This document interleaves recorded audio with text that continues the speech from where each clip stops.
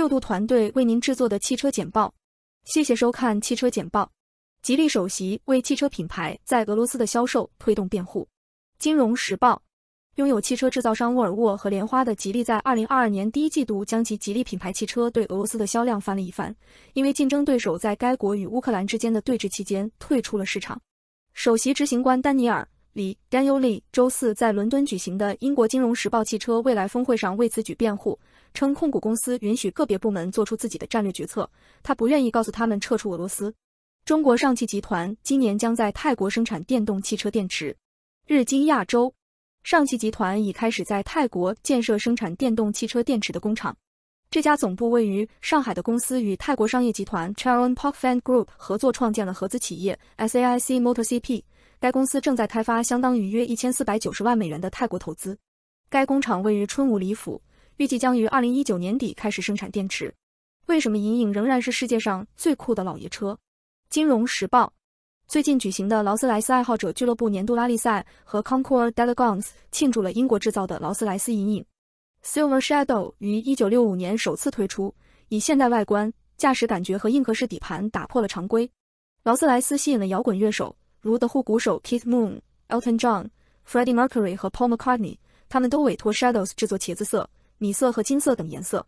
现在 Silver Shadows 已经卷土重来，估计一辆明智的汽车平均花费25000英镑，33000美元，最好的汽车平均花费45000英镑。电动汽车制造商 Polestar 削减生产指导和工作岗位。路透社， Polestar 下调了2023年的生产指导，并透露计划将其员工人数减少10%，原因是其 Polestar 3的延迟推出以及电动汽车市场的困难。这家瑞典汽车制造商现在预计今年将生产6万至7万辆汽车，低于最初预测的8万辆。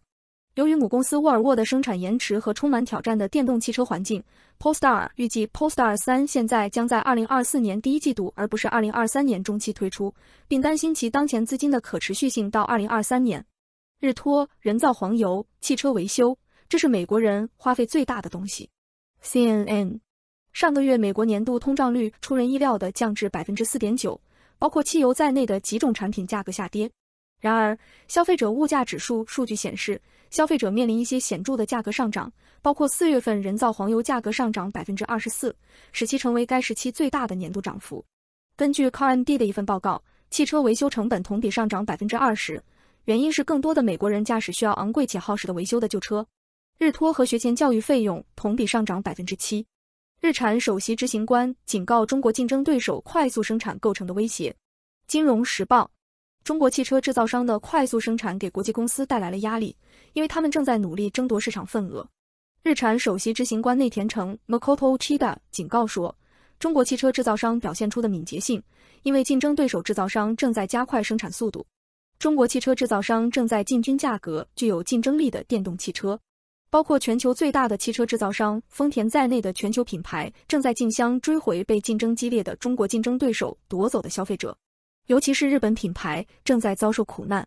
蔚来汽车和比亚迪也希望在自己的地盘上与欧洲品牌竞争，这对那些在生产成本方面苦苦挣扎的公司来说是另一个挑战。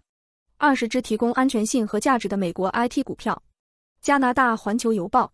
去年表现最差的科技行业之一，由于科技巨头最近的稳健业绩以及对人工智慧的关注，它显示出反弹的迹象。Wickham Investment Counsel 的投资组合经理 Sean Poyese 和 Alan Meyer 利用其安全和价值的投资方法，评估了 IT 市场中市值超过300亿美元的美国上市股票，包括苹果、甲骨文、微软和 IBM。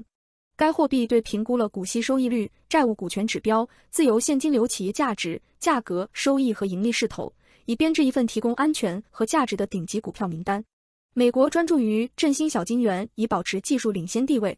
纽约时报，小晶圆概念将较小的晶圆紧密封装在一起作为较大的电子大脑，已经获得了牵引力，并已成为自动驾驶汽车、人工智慧和军事硬体领域最大的转变之一。先进封装技术是推动半导体进步的重要工具，但问题是，这种封装与晶圆生产一样，绝大多数由亚洲公司主导。根据 IPC 的数据，美国约占全球半导体产量的 12%， 仅占晶圆封装的 3%。CHIPS 法案的一部分旨在推动美国的先进封装工厂获得更多的基本过程。美国商务部现在正在接受晶圆法案的制造补助金申请，包括晶圆封装工厂。晶片封装公司正在迅速获得资金，美国希望这将导致他们对亚洲的依赖减少。韩国现代汽车将在印度投资24.5亿美元。日经亚洲，现代汽车宣布在印度泰米尔纳德邦投资24.5亿美元，以增加当地电动汽车的产量。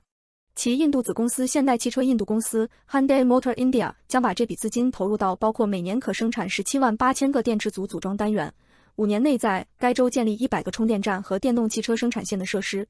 马来西亚宝腾控股公司 Proton Holdings 还透露了一项在泰米尔纳德邦开发电动汽车的计划。此前，印度政府最近对进口汽车增税，试图促进当地制造业。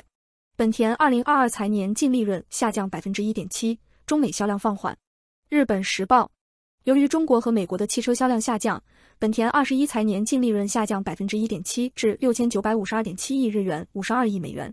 然而，尽管中国汽车减税政策的结束和22财年半导体供应短缺的负面影响，但对全球销量扩大的乐观情绪以及本田扩大电动汽车市场的计划，预计截至2022年3月的本财年净利润将增长 15.1% 至8000亿日元。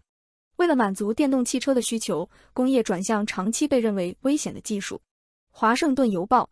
印尼奥比拉岛上的一家新炼油厂旨在支援向电动汽车的过渡，该炼油厂正在努力管理其有毒废物输出。该工厂从低品位红土矿石中提取镍用于电动汽车电池，其制造成本已超过10亿美元。这是印尼首个在这一过程中使用酸净技术的同类产品。然而，该工厂每年产生约400万吨废物，相当于1667个奥运会规模的游泳池。这个问题对工厂来说是一个重大挑战，这被视为外国投资者和贷款人致力于应对气候变化的证据。精炼过程产生的废物特别危险，因为它含有与癌症和环境破坏相关的高含量重金属。解决方案可能包括利用废物填充废弃的矿山或开垦土地，但这些都有其自身的环境风险。路特斯最后一款汽油动力汽车售价10.5万美元，看起来像一辆超级跑车，价格只有一半。彭博社，路特斯已开始在中国交付其 Electra 电动 SUV， 但其最后一款汽油动力的 Emira 车型提供了令人心酸的告别性能。售价10.54万美元，是路特斯最后一款汽油动力汽车，融合了超模的美貌与无可挑剔的平衡性，急转弯时的疯狂抓地力，低档的急切推力和冲刺的意愿。侧面突出的风管和靠近后轮的加紧腰部增加了 Emira 的戏剧性，它看起来好像来自时尚拍摄，将旧世界风格与最好的现代车辆技术和设计相结合。哈利法克斯今年夏天推出8款新的电动汽车充电器。加拿大 CBC，哈利法克斯是加拿大东部省份最大的城市，将于今年夏天推出首批8个电动汽车 EV 充电站，明年还将推出10个充电站，供人们从汽油驱动汽车转向电动汽车。大多数新充电器是常见的2级 7.2 千瓦型，尽管这些网站还包括一个175千瓦的3级快速充电器。该市希望在未来10年内建立1000个充电站。据信，新斯科舍省的道路上大约有2000辆电动汽车，当局现在向司机提供回扣计划。谢谢收看汽车简报。